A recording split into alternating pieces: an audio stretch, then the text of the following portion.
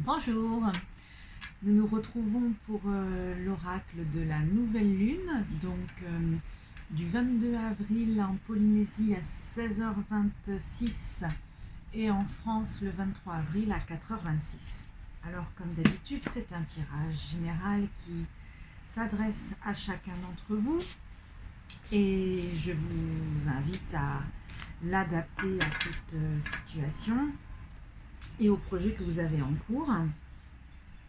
La nouvelle lune, c'est un moment de redémarrage, de commencement, c'est toujours un peu orienté de cette manière. Alors la première carte nous parle du rien. C'est d'actualité bien sûr, avec cette idée que c'est le grand vide autour de nous, c'est à la fois une zone très fertile. Dans le rien, tout peut démarrer dans toutes les directions. Donc c'est un encouragement, cette première carte, à s'ouvrir au champ des possibles et à ce qui peut être incongru, avec humilité. Pardon. C'est vraiment la carte de l'humilité. Ça peut être aussi la carte de la menace. Si l'on n'est pas recentré et qu'on ne se recadre pas dans son espace intérieur, on peut être menacé par l'extérieur. Cette carte nous impose donc un changement, un virage dans l'humilité et la connaissance de soi et en communication. Avec cette directive, cette consigne de s'attacher à écouter les informations extérieures, à prendre en compte ce qui ressort des conversations, des liens que nous avons avec notre réseau extérieur, et aussi à communiquer sur ce que l'on vit, ce que l'on projette, ce que l'on ressent.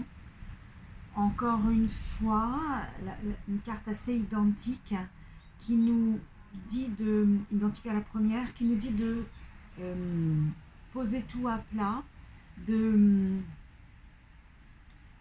ne pas s'inquiéter et avoir peur du vide, c'est-à-dire de l'absence de projet, de projection, de ce manque de clarté ou de visibilité,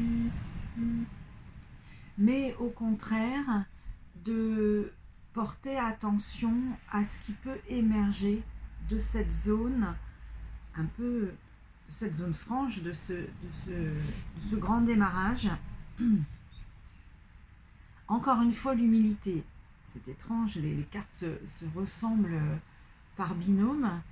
On nous parle à nouveau, cette fois-ci avec la Reine Manta, l'humilité et le recentrage intérieur dans nos zones d'ombre nous permet aussi la liberté et puis la beauté.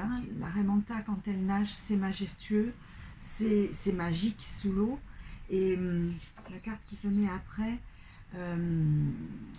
nous parle du couple. Alors, deux options, soit dans ces projets, dans ces projections que vous avez et ce virage, il est question effectivement du couple au sens propre, et là on va poser des cartes dessus ensuite, ou alors de s'associer avec quelqu'un, un collaborateur, peut-être même une idée, ça peut être symbolique.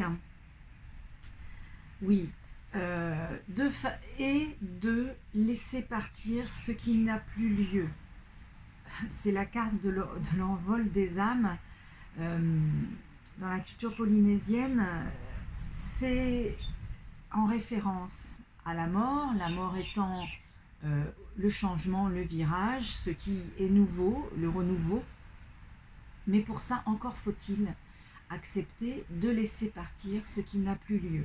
Donc c'est vraiment cohérent, que ce soit dans le couple ou dans une association quel qu'en soit le but, ce redémarrage, ce renouveau à partir de rien, du grand vide, ne se fait qu'en ayant libéré ce qui n'a plus lieu d'être et ce qui est terminé.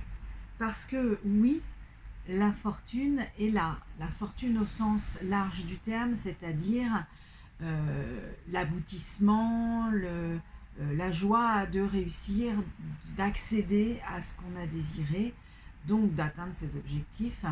Et là, oui, oui, c'est fertile. Regardez, après les cartes du volcan ou des dunes de Namibie, donc ce grand désert, ce grand vide qui permet de démarrer, c'est bien fertile, hein, c'est la plante dans le feng shui de l'argent, de la prospérité, de la fertilité, du succès. Et c'est la carte d'Isis, c'est marrant parce que c'est des séries de cartes, puis ça revient, on a affaire à la sexualité sacrée, le côté très féminin, en tous les cas féminin sacré, qui peut être propre à la femme, bien sûr, mais qui peut être l'aspect féminin de chacun d'entre nous, son côté un peu intuitif, qui oriente, qui sent, ce sixième sens. Donc, si on se réfère tout à l'heure, comme on parlait du couple, du renouveau du couple, et bien là, on parle de féminin sacré, de féminité, de sexualité, sacré, hein, dans le sens l'union. Et si on parle d'association, de projets ou d'objectifs plus professionnels, on va être dans une carte qui nous invite plus à l'intuition et à écouter cette petite voix qui nous donne des idées, des chemins de façon intuitive. On nous parle de retraite, alors pour la moitié de la population sur Terre, on est confiné, donc c'est un peu étrange cette carte.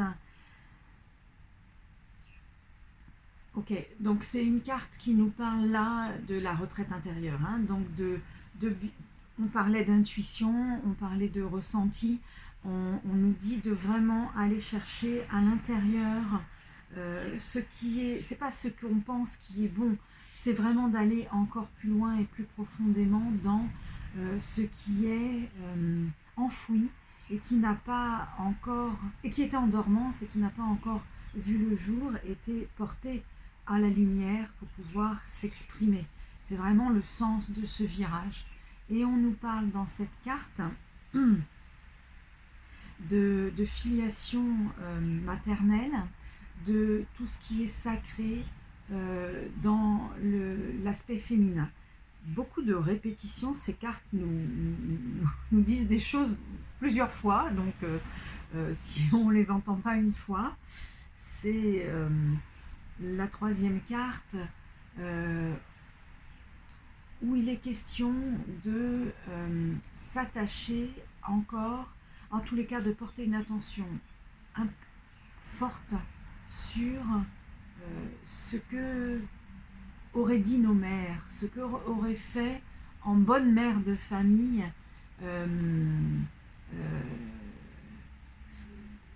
nos mères, ce que nous pourrions apporter de maternel, de féminin, de sensuel, mais à la fois de protecteur dans les projets que l'on envisage, qu'ils soient professionnels ou le couple, hein, puisqu'on avait posé ces deux bases.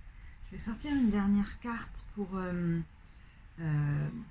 conforter un petit peu ces schémas-là qui s'imposent dans ce jeu. C'est très insolite, hein. Cette carte nous parle de ce qui est original, mais à la fois ancré. On est dans des projets, des virages qui ont une projection lointaine, un futur qui se regarde bien plus loin que le court terme et que les jours ou que les mois. Ça a du sens avec le déconfinement évidemment, puisque les choses qui vont reprendre ont intérêt, en tous les cas sont sous-tendues par des mouvements collectifs, des pensées générales de faire différemment, donc pour l'avenir, pour bien plus longtemps que juste la reprise. Donc c'est bien ce que dit cette carte, un ancrage mais aussi insolite, donc quelque chose de différent, quelque chose de novateur, tout en ayant ses bases sur, comme cette vieille petite maison bretonne sur le bord de la falaise, donc des bases dans l'ancien, dans le traditionnel. Encore la carte de l'intuition, je pense que là on va continuer à avoir les mêmes cycles. Écoutez ce qui vient à vous, soyez ouverts à des pensées qui paraîtraient insolites, étranges, différentes, et qui pourtant se présentent à votre esprit ou remontent, si vous êtes à l'écoute des sensations dans le corps ou des signes, peu importe la manière dont elles vont se manifester, ces idées, mais ne les laissez pas filer, tendez l'oreille parce qu'elles sont visiblement précieuses pour la mise en œuvre. Et petit clin d'œil, écoutez et croisez avec le cœur, avec les élans qui viennent d'envie et de force, qui viennent du cœur, de la compassion, de l'envie du partage, de faire bien et bon, avec générosité. Voilà, je pense que le tirage était concis et cohérent. Bonne continuation et peut-être bon déconfinement. À bientôt pour la pleine lune, c'était Bien-être dans ta planète.